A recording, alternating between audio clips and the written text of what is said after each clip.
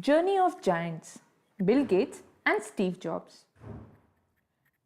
The digital age was not born peacefully. It emerged from a bitter rivalry between two of the most influential minds the world has ever known. The career of Bill Gates and Steve Jobs started approximately around the same time. Bill Gates was a young computer genius and a student of Harvard University. Bill Gates was a guy who came from a well-to-do family in Seattle and had great education. He was a smart guy and very driven and competitive guy. He will want to win. Even as a teenager, Gates possesses a rare knowledge. He knows how to operate a mainframe computer, which were huge computers that experts used. In 1974, the concept of personal computer, didn't exist until a company in New Mexico introduces the first computer small enough to be used by the general public. It's called the Altair 8800. In a way, it was a sophisticated toy, but it didn't do a whole lot of things. It didn't have a terminal, it didn't have a keyboard, and it didn't have any of the things that we typically associate with a computer right now. In short, there is no easy way to operate it. When the Altair is released, Bill Gates and his friend Paul Allen knew that to be useful, the Altair needs a programming language, and they decide to give it one. They use an early form of programming in which holes are punched into spools of paper and patterns that form the commands. To prove that their program works, they will have to take it directly to the makers of the Altair. Bill Gates requested Paul Allen to take it to the owners of MITS. 3,000 miles away, the future of the personal computer has been imagined in a completely different way. Steve Jobs is a college dropout who has just returned from a spiritual quest in India and has limited experience with computers. He was part of the hippie crowd, drugs and all kinds of alternative lifestyle. One of Jobs' friends is Steve Wozniak, a computer hobbyist who has come up with a radical idea. Wozniak has built a computer with a microprocessor which looks like the Altair. But he has added two other key components, a keyboard and a monitor. So instead of having to punch code into paper, programming can now be written directly using the same keys found on a typewriter. It was a eureka moment. Jobs is immediately intrigued. But unlike Wozniak, Jobs is less interested in how computers work and more interested in how he can sell them. Steve Jobs was a total businessman.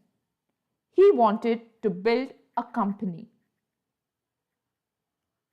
Bill Gates is waiting on a word from his partner Paul Allen, who was demonstrating the software they created for the Altair. The company was impressed with the product, and Gates and Allen have just sold the first software program for personal computer.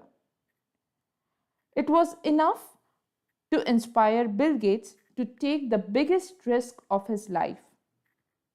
At the age of 19, he drops out of the Harvard and along with Paul Allen starts a small computer company, and they call it Microsoft. In California garage, another ambitious company is being born. Steve Jobs thinks he can sell the latest computer designed by his partner Steve Wozniak. After all, it has 16 times the memory of the Altair 8800. Steve Jobs named it Apple. It was a brilliant name because it made people laugh. It was not a likely name for a computer. Apple and computer, these two words didn't go together, but it made you feel friendly.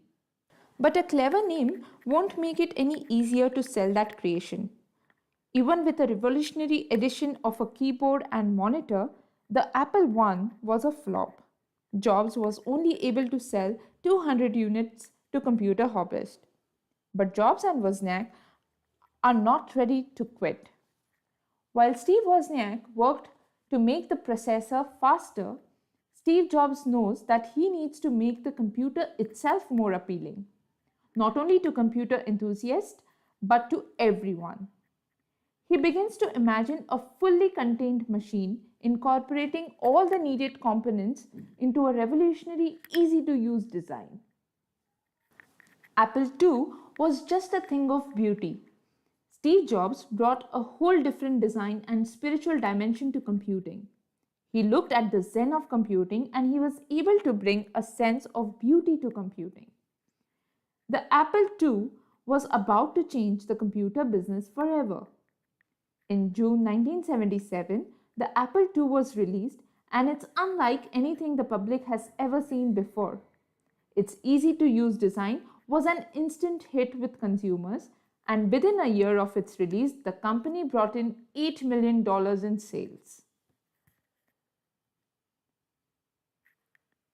Apple had its first hit, but when Bill Gates gets a look at the computer, he sees a way to advance his own company, Microsoft.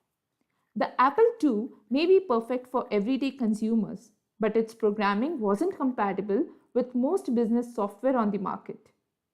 Gates knew if he can give it an ability to run business programs, he can cash in on Apple's success.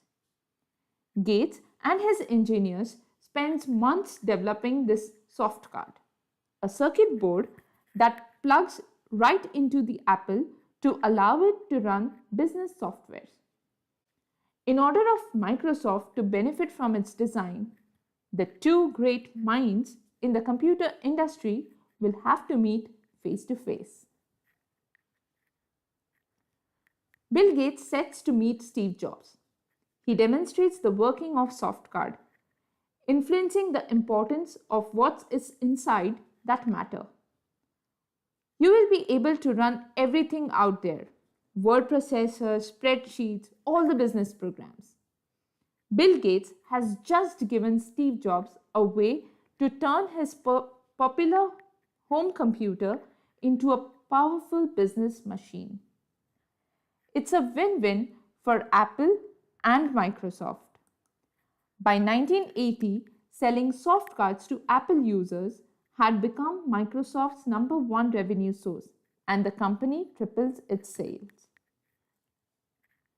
But Bill Gates is already looking past Steve Jobs and sets his sight on the biggest name in technology, IBM. For decades, IBM had been at the forefront of business technology, but now they want to get into the personal computer business. IBM wanted the principal software on their PC. What they were really looking for was an operating system.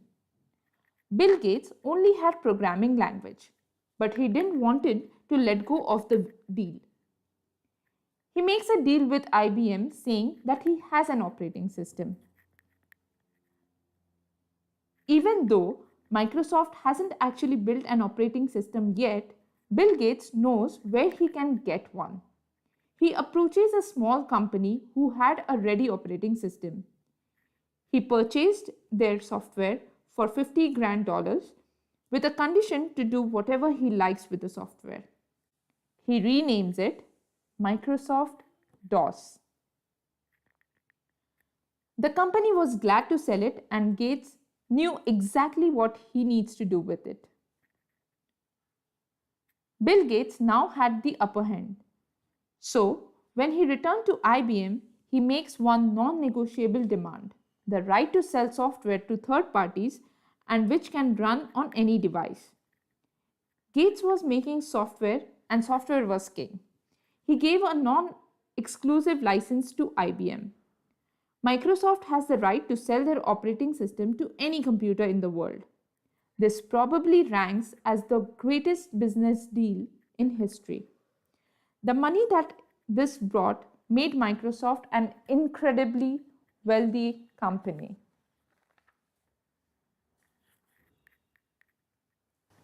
Steve Jobs has been watching from afar as Bill Gates dominates the computer business.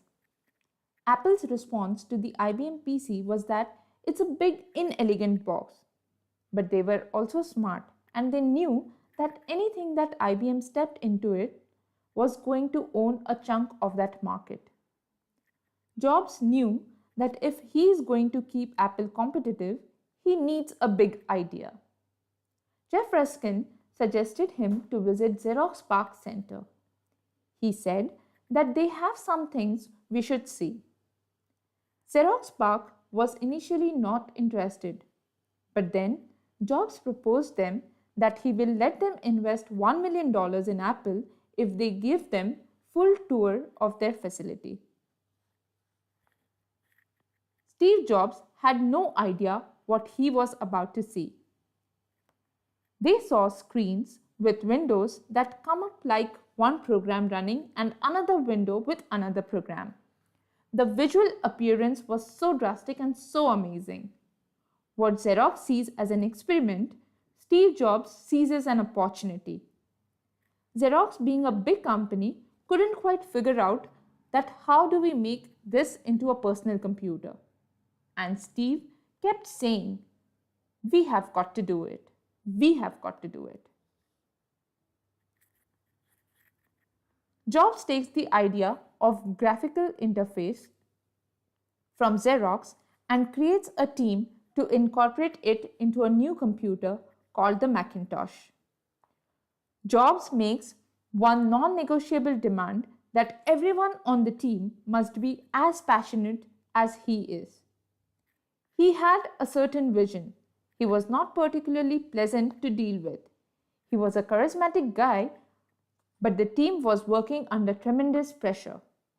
Company realizes that they need a proven business leader to run Apple. They needed somebody who could be a crisp manager and a marketing person. In 1983, a former Pepsi executive, John Sculley, steps into an Apple new CEO. Just as Jobs is nearing completion on the Macintosh, they needed a software. Despite of doubts raised by others, Steve Jobs invites Bill Gates to participate in his latest innovation. Text is history. Welcome to the future of Apple. Steve then shows his user interface that is really cool in graphics. Gates is very impressed and he thinks it's an absolutely wonderful idea. And he is willing to write Microsoft software to be part of it.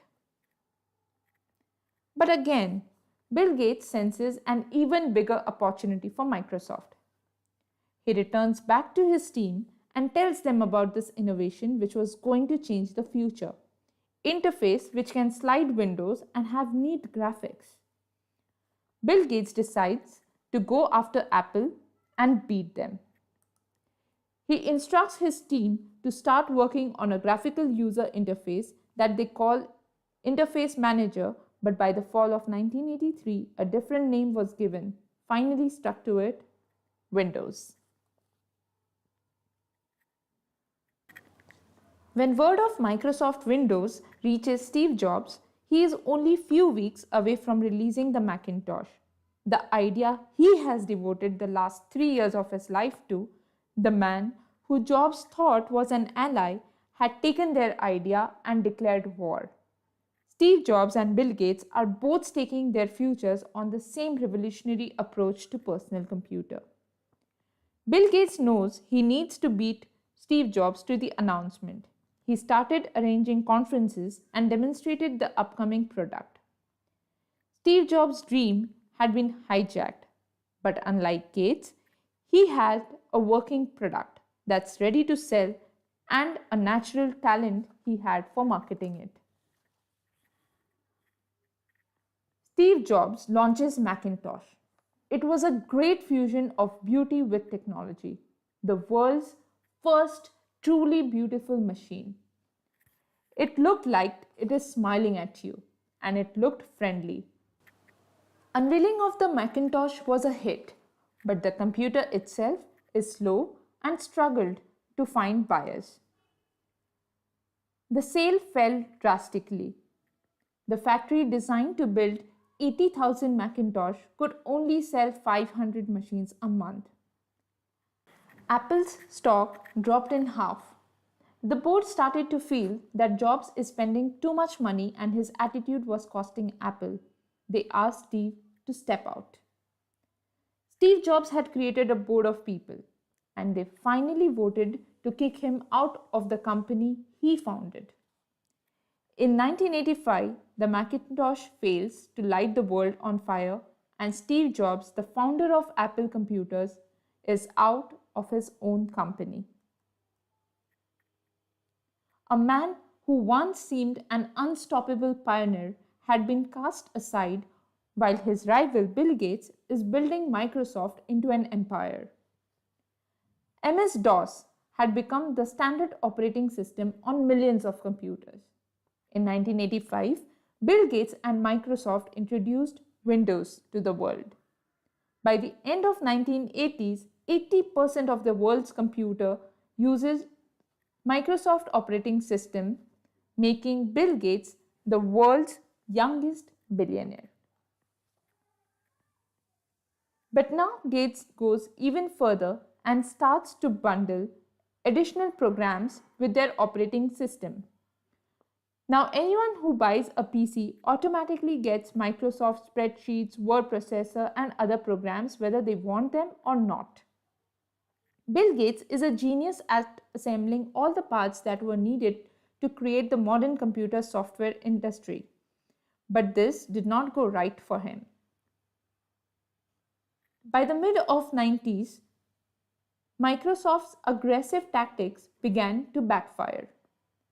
Competitors accused the software giant of monopolizing the industry. The bundling of the software led to the Department of Justice investigating a lot of claims that Microsoft business practices were unfair. They were in fact suppressing innovation in the marketplace. Bill Gates' legal troubles mount. At the same time, his competitor Apple is doing no better. Apple without Steve Jobs is not innovating. Apple's share of the home computer market falls to 4%. And in 1996, the company loses $1 billion. Apple was struggling and was on the verge of going bankrupt. 12 years after forcing Jobs out of the company, the board asked Steve Jobs to come back. But so that Jobs can begin making Apple innovative again, he is going to need an infusion of cash. And for a fast way to get it, he will have to turn to an unlikely source. Yes, Bill Gates. Steve Jobs gives a call to Bill Gates and says that if Apple goes down, you have got no one to fight. Microsoft was in the stage of the game where if you have no competitor, then people will say you own all the market. And that's not a good thing. It's better to have a crippled competitor than have no competitor at all. Steve Jobs then arranged for a seminar where he talked about meaningful partners. He said that Apple lives in an ecosystem and it needed help from other partners. And then, via satellite downlink, he gets Bill Gates up on the stage. It was a remarkable moment when Steve Jobs brought Bill Gates up on the screen. Many didn't like the idea as they hated Microsoft and Bill Gates for being monopolists. However, despite initial backlash, Microsoft invests $150 million in Apple. Steve Jobs wastes no time to turn this into opportunity and takes massive control. He makes sure that it is used to create innovative and cool products. Quite soon, he introduces products that are just relentlessly beautiful, like the original iMac with its translucent colors and that rabbit-shaped design. Steve Jobs then pushes beyond computers, introduces MP3 player, iPod. Nobody knew we needed 1,000 songs in our pocket. And he doesn't stop at this. He gets smart and put this on a telephone, and so he comes up with an iPhone. In 2007, fans wait in long line as long as 100 hours to buy what would become Steve Jobs' signature marvel, the iPhone. Apple is on its way to becoming one of the most profitable and valuable company in the world.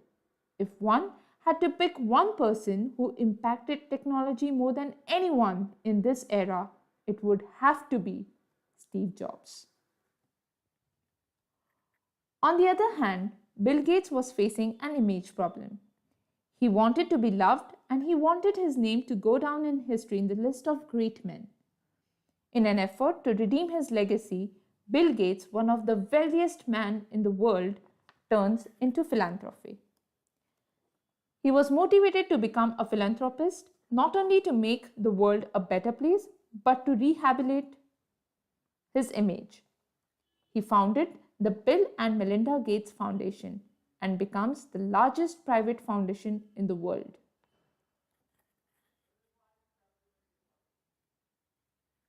For years, Steve Jobs has been downplaying the news that he is suffering from cancer. By 2011, his health problems forced Jobs to resign as Apple CEO. Maybe he didn't know he was dying, but he knew he had limited time on this planet. The relationship between Steve Jobs and Bill Gates was very complex. They were allies and rivals. They were mean to each other, but eventually reconciled because they were the two pioneers that built this industry. Their journey is inspiration for every budding entrepreneur. We need to think beyond. If you have an idea, don't give up. Think of ways to implement it. Either do it yourself or get it done. But in short, think innovative and think alternatives. And most importantly, implement. Thank you.